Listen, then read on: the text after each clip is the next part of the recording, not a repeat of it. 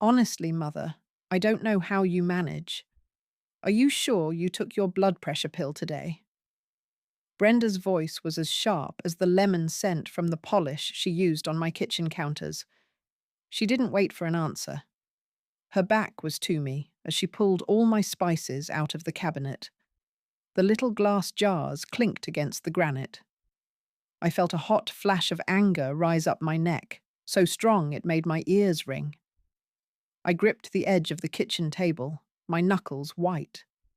She was arranging them in alphabetical order. My system was based on what I used most, a system that had worked for 50 years. "This will be so much easier for you, Carol," she said, not looking at me. "All neat and tidy?"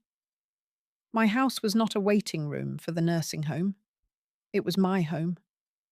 The scent of the lemon pound cake I had just baked was cooling on the rack, but all I could smell was her sharp, chemical perfume. I took a slow breath and smoothed my apron. "That's very thoughtful, dear," I said. My voice came out even and calm. She didn't notice the difference. She just heard an old woman agreeing with her. She was turning my own kitchen against me, one spice jar at a time. And I knew this was just the beginning.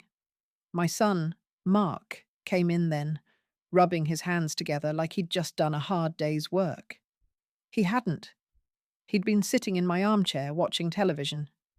He walked straight to my refrigerator and pulled the door open. A blast of cold air hit my ankles.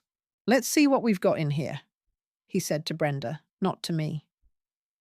"She probably has things that are expired. We need to do a clean out." I stood not 5 feet away, but he spoke as if I were a ghost. He pulled out a perfectly good jar of dill pickles, squinted at the date, and tossed it into the trash can. The heavy jar landed with a thud. "See? August. It's already September," he announced. The expiration date was for next year. I opened my mouth to say so, but my voice wouldn't come out. What was the point? As he leaned back over the counter, the sleeve of his fancy polo shirt slid up. I saw the watch on his wrist. It was new, big and gold, with a dark blue face. It looked heavy. It looked expensive. I remembered our phone call last week, how he'd complained that his real estate commissions were slow and money was tight. He closed the refrigerator door, satisfied. There, a little safer for her. He smiled at Brenda. I was just a piece of furniture in the room where my life was being managed. I wondered how many slow commissions it took to buy a watch like that. A few days later, the phone rang while I was watering my African violets. It was the bank. A polite young man asked me about a missed payment on my electricity bill. My heart did a little flip-flop. That wasn't possible.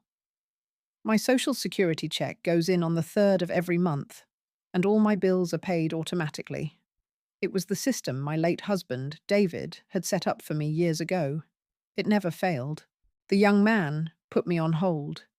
The silence hummed on the line. I looked around my living room, at the photos on the mantel, at David's favourite armchair. For a second, a cold fear washed over me. What if I had forgotten something? The man came back on the line, full of apologies. It was a clerical error on their end. Everything was fine. I hung up, my hand trembling just a little. Not 10 minutes later, my phone rang again. It was Brenda. "Mark and I were just so worried, Carol. The bank called us because we're listed as your emergency contacts. A missed payment? See, this is what we're afraid of." Her voice was thick with fake concern. "It was their mistake, Brenda," I said calmly. Of course," she said, her tone suggesting it wasn't. "But it just shows how easily these things can get confused. You know, Mark and I were talking. It might be a good idea if I was on your bank account with you, just to help you manage things, to keep an eye out." The line was quiet.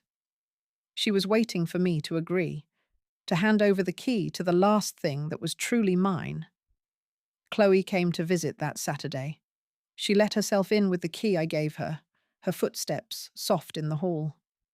She was my granddaughter, Mark and Brenda's daughter, the one they called difficult because she was quiet and read books instead of chasing boys. She came into the kitchen and gave me a hug that felt real, not like the stiff pats her mother gave me. She smelled like laundry soap and fresh air. She poured herself a glass of water and leaned against the counter. Her eyes scanned the spice rack. She didn't say a word. She just reached up, took down the cinnamon and the nutmeg, and put them on the front of the shelf where they always used to be. Then she moved the allspice and the cloves back to their proper places. It took her less than a minute. We sat at the table with cups of tea. The afternoon sun streamed through the window, lighting up the dust motes dancing in the air. "I'm applying for a scholarship to the community college," she said, staring into her cup, "for the landscape design program." "That's wonderful, honey. Your grandfather would be so proud." She gave me a small, sad smile. "Mom and Dad said they can't help pay for it. They said money is too tight." She didn't sound angry, just resigned. I looked at her, this good, kind girl, and thought of her father's shiny gold watch. A cold, hard knot formed in my stomach. The next week, Mark insisted on driving me to my annual checkup. Brenda came along, for support. In the waiting room, she walked right up to the receptionist's window. The plastic barrier didn't muffle her voice at all. "We're here for Carol Vance's appointment," she said, loud enough for the whole room to hear. "I just wanted to let you know she's been having some memory issues lately, getting confused about bills, that sort of thing." I was sitting right there, turning the pages of a magazine from last year. My face burned with shame. The receptionist, a young woman with kind eyes, glanced at me and gave Brenda a tight, professional smile. My doctor, a man I've seen for 15 years, gave me a clean bill of health. He said my blood pressure was perfect and my heart was strong. "Whatever you're doing, Carol, keep doing it," he said, patting my shoulder. But as we walked out into the bright sunshine, Brenda's words echoed in my ears. The doctor had said I was fine, but a seed had been planted. It wasn't about my health. It was about their story, and in their story, I was already fading away. A few days later, a crisp white envelope appeared in my mailbox. It was from the Homeowners Association. My rose bushes, the ones my David planted for me, were a half-inch over the property line. I was sitting at my kitchen table, reading the notice under the warm glow of the lamp, when Mark came in. He didn't knock anymore. He saw the letter in my hand and plucked it from my fingers. "What's this, Mom? More bills?" He scanned it, his mouth twisting into a little frown. "See, this is what I'm talking about. All this stressful paperwork." "It's just the roses, Mark. I can call Mr. Henderson in the morning." No, I'll handle it," he said, folding the letter and tucking it into his jacket pocket. The crinkle of the paper sounded loud in the quiet kitchen. He patted my shoulder. "You just relax. I'll take care of all this stuff from now on." He left, and I felt a chill, as if he'd taken a piece of my life with him. It felt like my world was being folded up and put away, long before I was ready.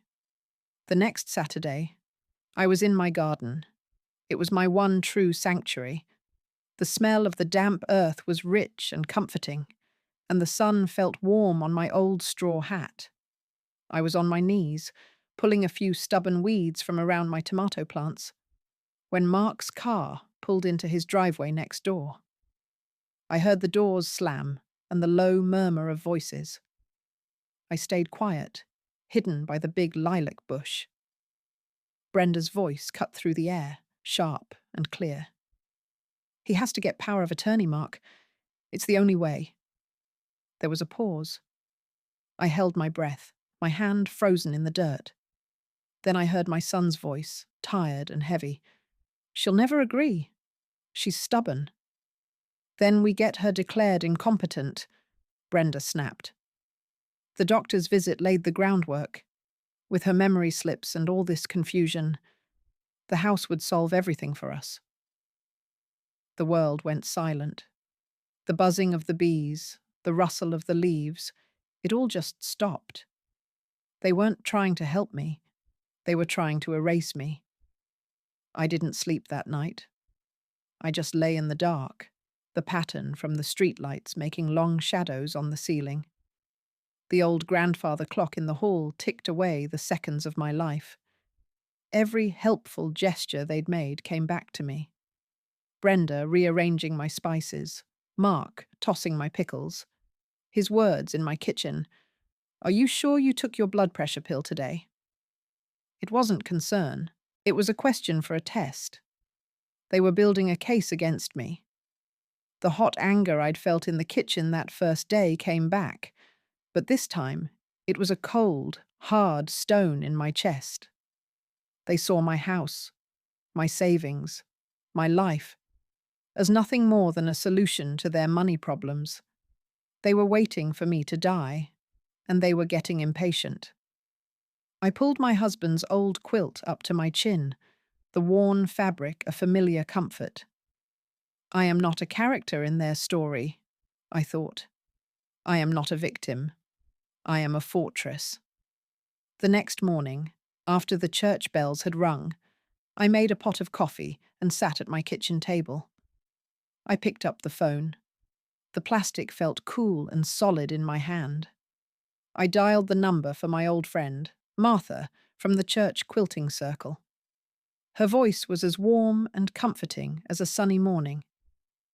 "Martha, it's Carol," I said, keeping my voice steady. We talked about the weather, about the sermon, about her grandson's new tooth. Then I took a deep breath. "Martha, I have a question. It's a bit delicate." "Anything, dear," she said. "I'm thinking about my estate planning," I said carefully. "And I need a lawyer. A very, very good lawyer. Not just any lawyer. The best." Martha was quiet for a moment. I could hear her thinking. "I know just the man," she said finally. "His name is Mr. Harrison. He's a shark, but," she added, and I could hear the smile in her voice, "he's our shark." She gave me his number, and I wrote it down on the back of a grocery receipt. That afternoon, Mark came over. He was carrying a stack of glossy brochures, the pictures on the front showing smiling, silver-haired people playing shuffleboard. He set them on the coffee table next to my knitting basket. The smell of the fresh ink from the pages filled the room. "Mum, I brought you something," he said, his voice full of fake cheerfulness. "Just to look at. Some really nice senior communities." He opened one. "Look, they have a pool and a dining hall. Wouldn't it be nice to not have to worry about this big old house?" I picked up a brochure for a place called Golden Vistas. The people in the photos looked like they didn't have a care in the world. I smiled at my son, a sweet, gentle smile that didn't reach my eyes. "Thank you, dear. That's very thoughtful." I told him I would read them over. In my apron pocket, my fingers closed around the folded grocery receipt.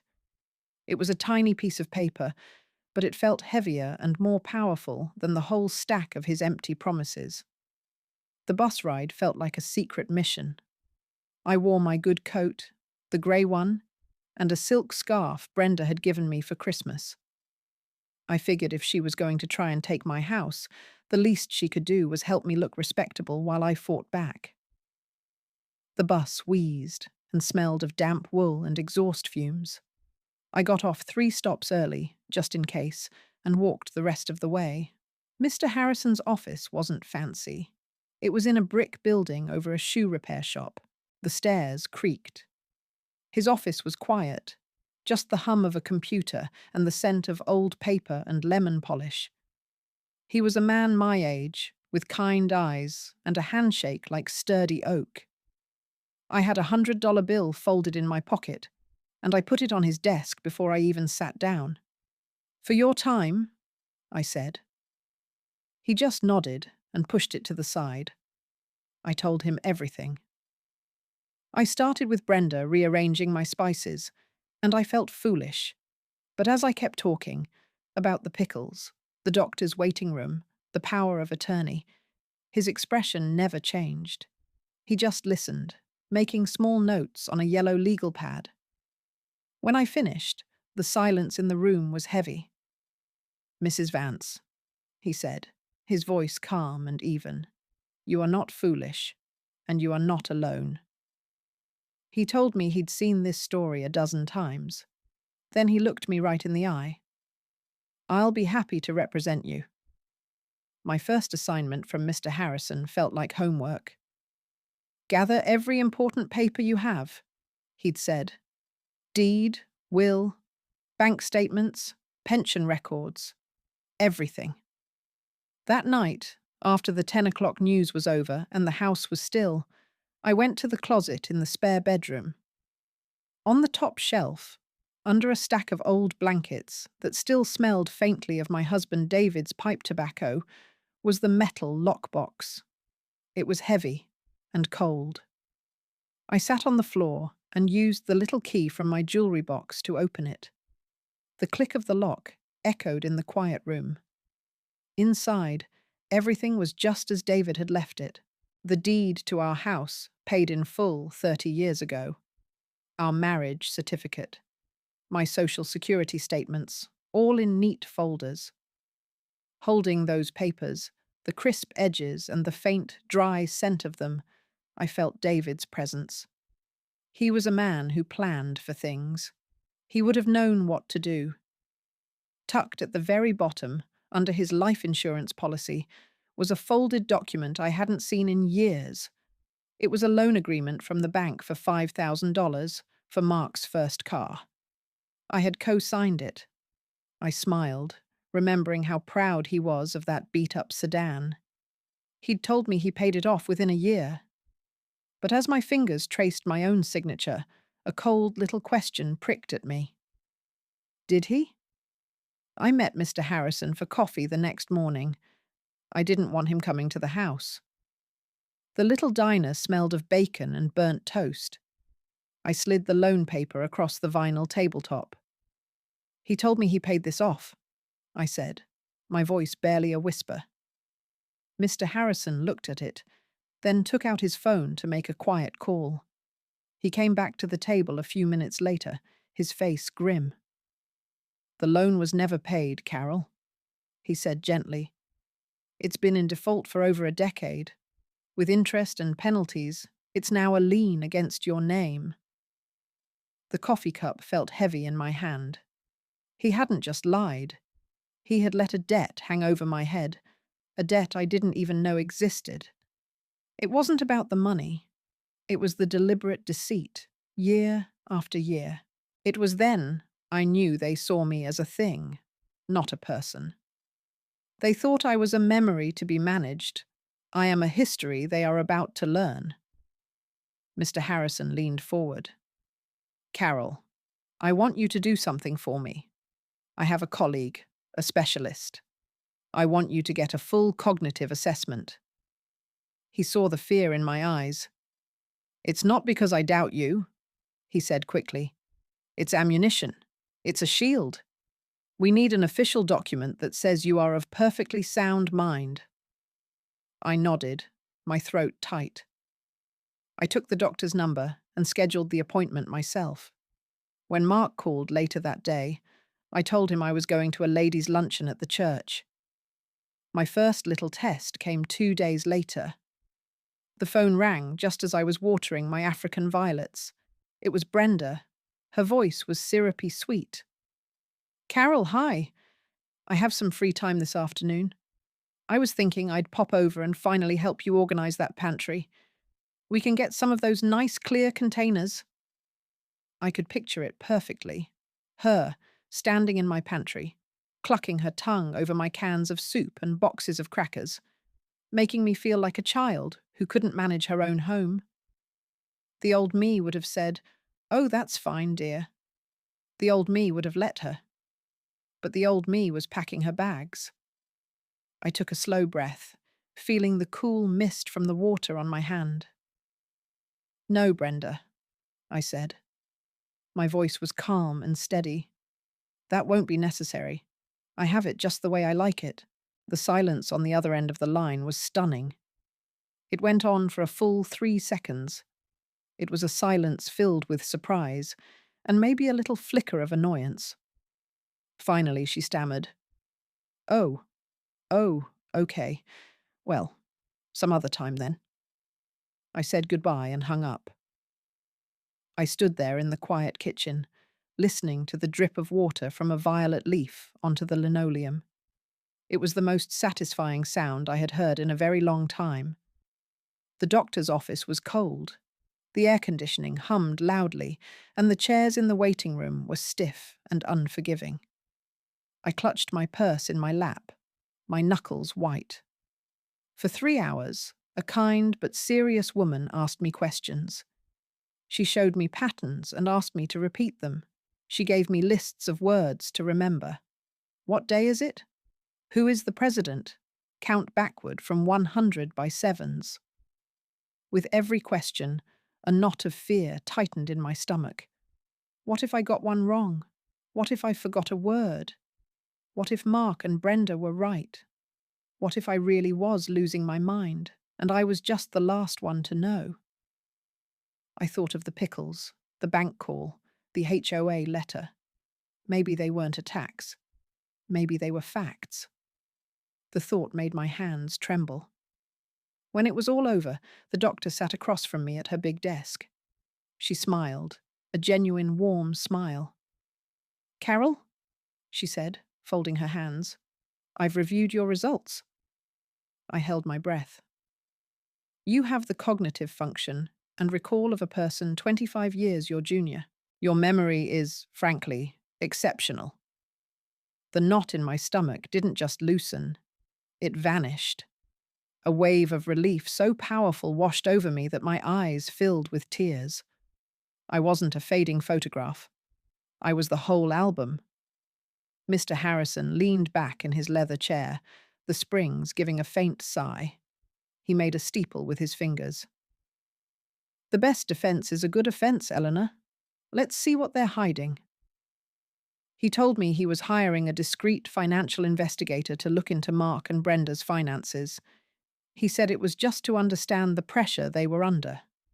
I knew it was more than that. It was ammunition. "The investigator might need a recent photograph," he added. When I got home, I pulled out the big, heavy photo album from the hall closet. It smelled faintly of cedar and old paper. I flipped past pictures of Chloe as a baby, of my David smiling by the grill. I found the one from last Christmas. Mark and Brenda stood in front of a palm tree, wearing sunglasses and holding colourful drinks. They looked so happy, so successful. I remembered Mark telling me they had to cut back, that they couldn't afford a new water heater. I carefully slipped the glossy photo from its plastic sleeve. Their smiles looked different to me now. They looked like masks. The investigator would need this, but looking at it, I felt a deep, chilling sorrow for the strangers my son and his wife had become. A few days later, Chloe came over after school. The late afternoon sun slanted through the kitchen window, making dust motes dance in the air. We sat at my small kitchen table with glasses of iced tea that sweated onto the old wooden surface. I asked her, as gently as I could, how things were at home. She stirred her tea with a long spoon, the ice cubes clinking softly. "It's okay," she said, but she wouldn't look at me. "Mom and Dad fight a lot, about bills." She finally looked up, her eyes clear and honest. "The credit card people call all the time." My heart ached for her. This was no burden for a 17-year-old to carry. I changed the subject, asking about her dreams for after graduation. Her whole face lit up. "I want to be a landscape designer," she said, her voice full of a hope that felt like a fresh breeze. "I want to make beautiful gardens. Like yours, Grandma." She looked out the window at my rose bushes. My silence was not weakness. It was the sound of me reloading. I knew then, with perfect clarity, what I had to protect. It wasn't just a house. It was a future. Mark stopped by the next afternoon. He smelled of expensive cologne and fake urgency. He breezed into the living room, where I was watching my game shows, the television murmuring in the background. He didn't even sit down. He just stood over my armchair, holding a sheaf of papers. "Hey, Mom," he said, his voice too cheerful. "Just need you to sign something for my real estate records. A formality." He handed me a clipboard. I took it, my hand steady. The top page was dense with small print, but I saw the words at the top clear as day. Durable power of attorney. My blood ran cold. It felt like ice water flooding my veins, but I kept my face as placid as a pond. I squinted at the page. "Oh dear," I said, patting the pocket of my house dress. "I can't seem to find my reading glasses." "Just leave it on the table, Mark. I'll look at it later when I can see properly." He hesitated, clearly wanting to push, but I was already turning my attention back to the television. He finally set the papers down with a frustrated sigh. The moment he walked out the front door, I picked up my phone, my fingers surprisingly nimble, and took a clear photo of the document. I sent it to Mr. Harrison with no message. The picture said everything. Mr. Harrison called me not 10 minutes later. His voice was sharp, stripped of all its usual calm. "Eleanor, do not touch that document. Do not sign it. Put it in a drawer, and do not mention it to your son ever again. Do you understand?" "Yes," I said, my voice quiet. The hum of the refrigerator suddenly seemed very loud. "Good," he said, because the preliminary report from the investigator just came in. I heard him shuffling papers on his end. "They have 2 mortgages on their home. They have maxed out 17 credit cards. They have a high-interest loan against Mark's future commissions." He paused, and his next words landed like stones. "Eleanor, their only real asset is their expected inheritance. That's you." The next week, I started making small changes. I used my tablet to order my own groceries online. The young man who delivered them was polite and carried everything right to my counter. The next day, I called a gardening service Chloe had told me about. A nice woman came by to give me an estimate for the heavy pruning my back couldn't handle anymore. Brenda called while the gardener was there. "What are you doing?" she asked, her voice tight with suspicion. "I'm hiring a little help for the yard, dear," I said, watching the woman measure the hedge from my window. "But Mark always does that for you." "Yes, but he's so busy," I said smoothly. "I don't want to be a bother." I was taking back my yard. I was taking back my kitchen. I was quietly taking back every piece of my life they had tried to claim as their own. Mr. Harrison advised me to update my will. He also explained something called a living trust. His office was quiet, smelling of old books and floor polish. The leather of the chair was cool against the back of my arms. "A trust protects your assets completely, Helen," he said, his voice calm and steady. "It puts the house, and anything else you wish, inside a legal fortress. No one can touch it. Your wishes are the only law that matters." We sat there with a yellow legal pad between us. He sketched out a plan for the house, the centerpiece of my quiet revenge. He asked me what I wanted, truly wanted, for my home. The home David and I built. I told him. A single tear rolled down my cheek, hot and fast, but my voice didn't shake. A few days later, my doorbell rang. It was Mark and Brenda. They weren't alone. A woman with a kind face and a sad-looking briefcase stood with them. My stomach twisted into a cold knot. They settled on my couch, the one with the floral print I'd had for 20 years. Mark started. "Mum, we're worried. We had to do this? This is Sarah, from Adult Protective Services."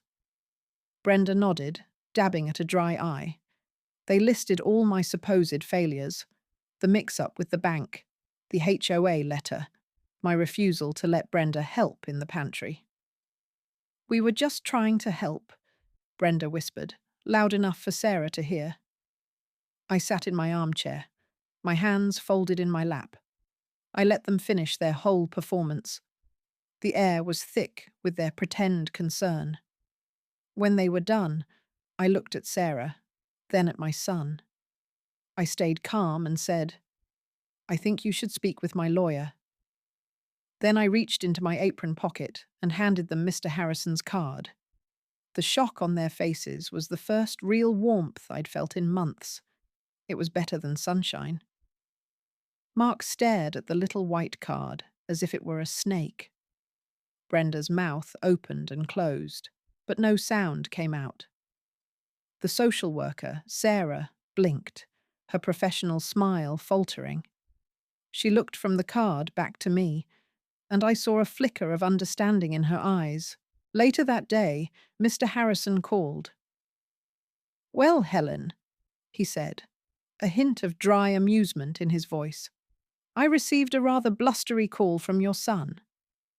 He told me Mark had shouted and threatened, and Mr. Harrison had met it all with a wall of calm, professional steel. "He is no longer to contact you about your health or your finances," Mr. Harrison stated. "Any further attempts will be documented as harassment." I was sitting at my kitchen table, looking out at my roses. The world outside my window seemed brighter, the colours sharper. The war had begun, and I hadn't even raised my voice. The next evening, my phone buzzed with a new voicemail. It was Brenda. Her voice wasn't soft and concerned anymore. It was high and shaky with rage. "How could you do this to us?" she cried into the phone. "To your own son, after everything we've done for you. We were just trying to help. You're being cruel, Helen. So cruel." I stood by the counter, listening to the hum of the refrigerator. I listened to her whole message. I waited for the familiar pang of guilt, the little voice that always told me to smooth things over, to be the peacemaker. But it never came. There was only a great, quiet stillness inside me. I pressed the number 7, and the phone said, "Message deleted." Mr. Harrison called me back to his office. He had the full financial report. He slid a thick stack of papers across the polished mahogany desk. "It's worse than we thought," he said gently. Mark had 2 mortgages on his house. He had taken out high-interest loans against his future real estate commissions. They were drowning.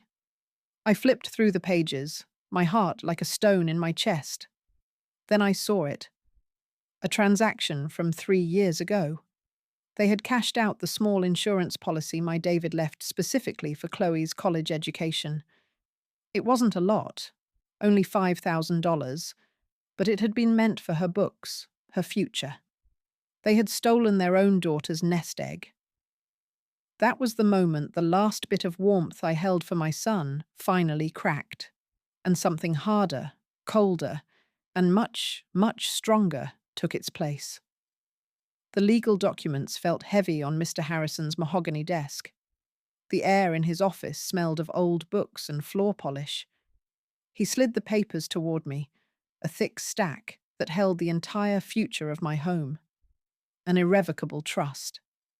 The house, my house that David and I had built, would be the only thing in it. "The beneficiary is Chloe Vance," he read aloud, his voice steady. "Upon her 18th birthday." I picked up the heavy black pen. It felt cold in my hand, like a key. I thought of Mark, my little boy playing in the yard. I thought of Brenda, rearranging my spices. Then I thought of Chloe, quietly putting them back. I signed my name on the line. The ink was dark and final. The house was no longer mine to be taken. It was safe. "It is done, Eleanor," Mr. Harrison said gently. I nodded, feeling a great weight lift from my shoulders. The house wasn't a prison anymore. It was a promise. But I knew the storm was still to come. Chloe's 18th birthday was just a week away. Brenda called, her voice sugary sweet over the phone. "We're having a little get-together for Chloe, Eleanor. Just family and a few friends. You'll come, won't you?" I could hear the noise in the background, the clatter of a television. She was planning a big, showy party they couldn't afford. I imagined the loan they probably took out for it. "Of course, Brenda. I wouldn't miss it." "Wonderful. And don't worry about a gift. A nice check for her college fund would be perfect. You know how much she'll need it." I smiled into the receiver. The scent of the Earl Grey tea I was brewing filled my kitchen. "Oh, I have a special gift for Chloe already," I said. "Something just for her." There was a brief, confused silence on her end before she recovered. She expected a check, a big one. She had no idea what was coming. I took Chloe out for her real birthday celebration 2 days before the party. We went to a small diner downtown that served the best patty melts. The air hummed with the quiet clatter of silverware and the low murmur of conversation. She looked so much like her grandfather. After we ate our pie, I slid a small, velvet-wrapped box across the table. "Happy birthday, sweetheart." She opened it carefully. Inside was a simple silver locket. I'd had a tiny photo of me and David from our wedding day placed inside. Her eyes filled with tears as her fingers traced the smooth surface. "It's beautiful, Grandma." "Your grandfather would be so proud of you, Chloe. He would have loved the young woman you've become." I didn't say a word about the house. I just wanted this one quiet moment with her, a memory of love, with no strings attached. As we left the diner, I felt a pang of sadness. I knew this was the last moment of peace before the war began. The day of the party, I walked into a house I didn't recognize. Mark and Brenda had rented a sound system. Music I'd never heard before thumped through the floorboards. The air was thick with the smell of strange perfume and some kind of spicy appetizer. Their friends, all dressed in clothes that screamed, "Look at my money," milled around, holding glasses of wine. Mark and Brenda were playing the part of happy, successful parents. It was a stage play, and a bad one at that. Brenda kissed my cheek, her lipstick feeling waxy and cold. "Eleanor, so glad you could make it." I smiled and held up the large manila envelope I was carrying. It was plain and brown, a stark contrast to all the glittering gift bags piled on a table. It felt solid in my hands, an anchor. I saw a few of Brenda's friends look at me, then at the envelope, a flicker of pity in their eyes. They thought the old lady couldn't even afford wrapping paper. They gathered everyone for the gift opening. Chloe sat in a chair, looking overwhelmed by the mountain of presents. Brenda hovered behind her, directing the show. A fancy handbag, a gift certificate for a spa. Each gift was opened with loud squeals of delight from Brenda's friends. Brenda kept glancing at me, her smile tight. She was waiting for the check. Finally, it was my turn. The room went quiet. All eyes were on me and my plain brown envelope. I stood up and walked over to my granddaughter. I placed the envelope in her lap. Her name and address were typed neatly on the front. She looked up at me, confused. I leaned down and whispered, so only she could hear at first. Then I straightened up and said it for the whole room. "This is a bit more than a savings bond, dear." Chloe's fingers trembled a little as she took the heavy manila envelope. The party music seemed to fade away, replaced by the crinkle of the thick paper. She pulled out a stack of documents, clipped together, with a small, handwritten letter on top. She looked at me, her eyes wide and confused. Mark forced a loud laugh that didn't sound like him at all. "What is this, Mom? A joke? Giving the kid a pile of paperwork for her birthday?" Brenda stood frozen beside him, a plastic smile stuck on her face. The smell of her sharp perfume filled the air. I looked away from Chloe and straight at my son. His new watch gleamed under the track lighting he'd installed in his showpiece kitchen. I kept my voice low and steady, so only the people closest to us could hear. Competence is remembering who was kind. Mark's fake smile vanished. He snatched the papers from Chloe's hand, his eyes scanning the top page. It was the deed transfer, all signed, sealed, and legally recorded. The house was no longer mine. It belonged to the trust, and Chloe was the only one who held the key. He looked from the paper to my face, his own turning a blotchy red. Brenda's hand flew to her mouth, her knuckles white. The quiet understanding that passed between them was more damning than any shout. The truth landed in the middle of the room like a stone. Brenda went so pale I thought she might faint. Mark's face turned a deep, ugly purple. He started yelling then, something about betrayal, about how I'd lost my mind. But his voice was just noise. His friends, the ones he was trying so hard to impress, weren't looking at me. They were looking at him, their polite smiles faltering. A woman in a silk blouse set her wineglass down with a sharp clink, the room filled with a low buzz of whispers. His financial ruin had just begun, and it was happening in front of his whole world. I didn't say another word. I reached out and took Chloe's arm. Her skin was cold. "Come on, dear," I said softly.